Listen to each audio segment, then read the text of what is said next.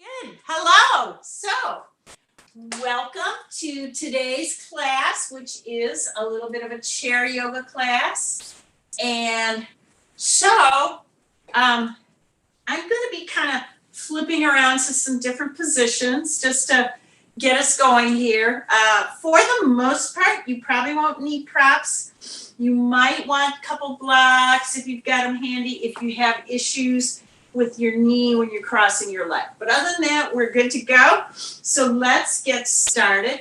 I want you, when we're doing this, to sit kind of out towards the front of the chair. So it's just kind of your butt cheeks on the edge of the chair. And you're going to sit nice and tall. And the first thing we're going to do is get our wrists and shoulders. So I want you to interlace your fingers. And then you're going to press the palms out away from you. Down here, and I know this can be a tight area, so straighten your arms as best you can here within the limits of what your wrists will let you do. We're sitting tall, and you're going to try to keep your rib cage stationary. And we're going to begin to lift our arms up overhead here. Go to where your shoulders allow you. So don't compensate by rocking your rib cage back. Keep your rib cage and your back straight, and wherever you can get your arms up to, that's where you belong. Pushing, straightening your elbows, pushing those heels of the hands towards the sky will give you that nice wrist stretch. Now we're going to come back down. Don't unlace your fingers yet. And when we get down, now I want you to switch the stack of your fingers. So if your right index finger was at the top of the pile, you're going to switch it to the other way. If you forgot and let go, just do it automatically and then switch to the opposite of what you did automatically. Again, those palms press away, elbows straight, sitting tall. Let's bring those arms up, nice and slow and easy. Looks good. Beautiful, beautiful, beautiful. Get that nice release, that nice stretch through the heels of the hands and the wrists. And coming back down, we can let this loosen and go. Maybe you need to shake it out. Next thing you're going to do is the figure four. And this is the one where I said, well, maybe you might need blocks if you maybe had recent knee surgery or something and have an issue. So we're going to do a seated figure four. And so the first thing we want to do is have our ankles directly under our knees, and the knees are about hip width apart. And we're going to just bring one ankle over the other. So let's start with that right ankle coming over, across, and it's just going to rest at the top of the knee. And this is what makes that kind of figure four when you look down, especially if you were to straighten your leg all the way out. Still sitting tall. This might be enough for you, depending on how much you feel this in the outer hip. Keep your foot flexed. That protects your knee. And where we want to feel this stretch is in the outside of your hip, sitting tall. Maybe you want to increase this a little. You can start with that flat back, hinge forward. So your chest is now coming down towards that leg. This can be a pretty intense stretch. Now, an alternative, if you have issues, just cross your ankle. If you cannot cross your leg up here, you can cross the ankle and just drop the knee out to the side. Or if you want, you could have some blocks and rest that crossed ankle on the floor. So we do always have little options available to kind of make that same kind of feeling, just in a modified version. Good. Now, here we are. We're in our figure four, and we're going to do a little twist.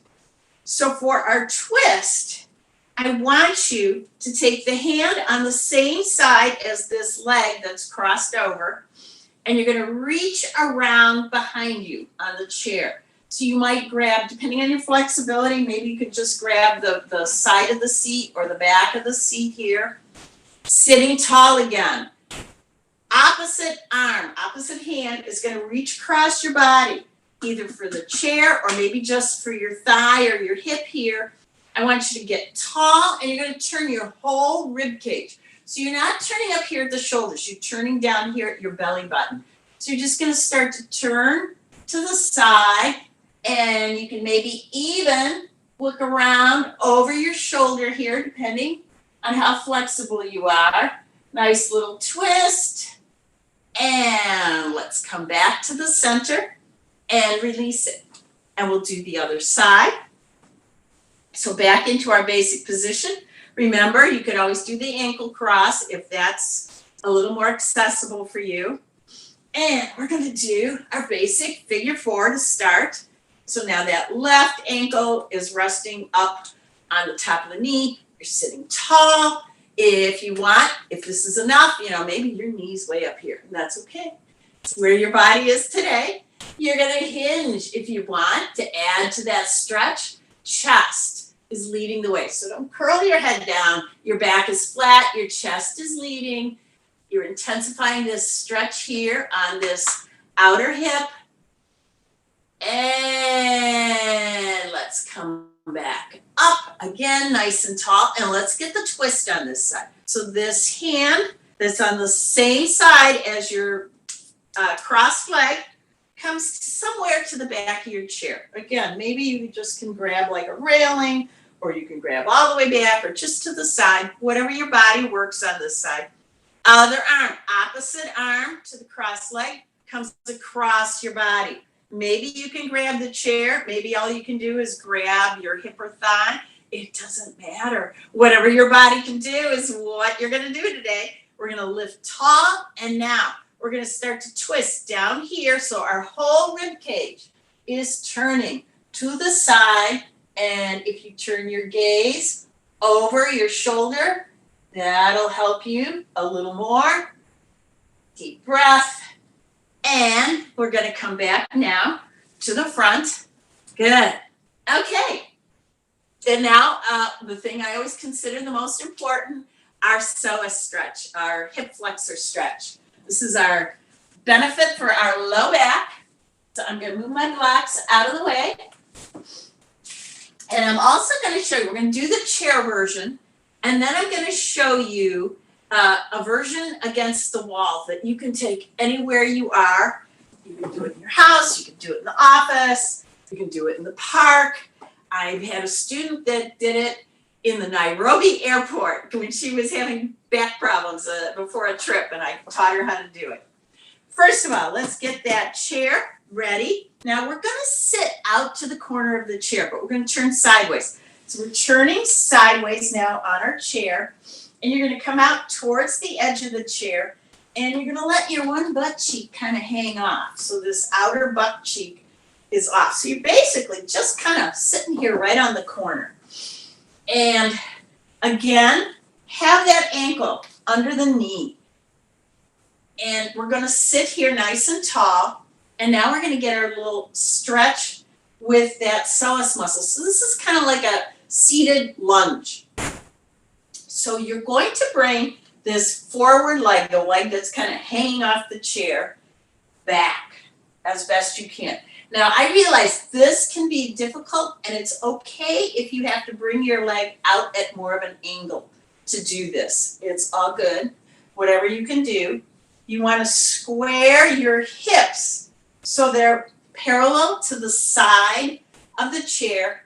And now I want you, as best you can here, to start to straighten this back knee. And as you do, you're going to feel that stretch suddenly appear here in the groin area. You may even feel this in your low back if it's especially tight. And here we are, nice and tall, getting that big stretch. Remember, we're getting that full feel in this groin area. Beautiful. Now we're going to turn this into a little hamstring stretch. So we're going to bring this same leg forward, just down in front of us. You can hang onto your chair, either on the seat or the back, somewhere where you're sturdy feeling. And we're just going to flat back, forward fold out over that same leg. Just getting a nice hamstring stretch, back of the leg stretch. And let's come back up. And now we're going to turn the other way and come to the other side. Same thing. Get out on the corner of the chair. hold on wherever it works for you. Now that outside leg comes back. Again, you have to come out here, that's all right. But bring it back as far as you can. Feeling as you straighten that knee, you're gonna feel that stretch here in this groin area. It can be a really tight area if you have to do a lot of sitting. You may feel this in that low back. Just getting that nice stretch, lifting your torso tall, and just feeling that big, big stretch. This is the magic one for back pain. And now we are going to bring this leg forward and hinge out over and get that nice little forward fold for the hamstrings, the back of the leg. Trying to keep this knee as straight as possible. So if you can only come down this much and still keep that knee straight, that's perfect. Don't worry about it. It's good. All right. And now I'm going to show you the standing version because I love this. It's just such a handy thing to do. So we're basically doing the same exercise, standing up. So I'm going to move my chair and I'm going to show you how to do it against a wall. Now, if you can't do it at this moment, that's okay. Or if you've got a desk or a countertop, you can do this at. But you come in close to the wall and put your hands on the wall to start. And you want to now step your leg back.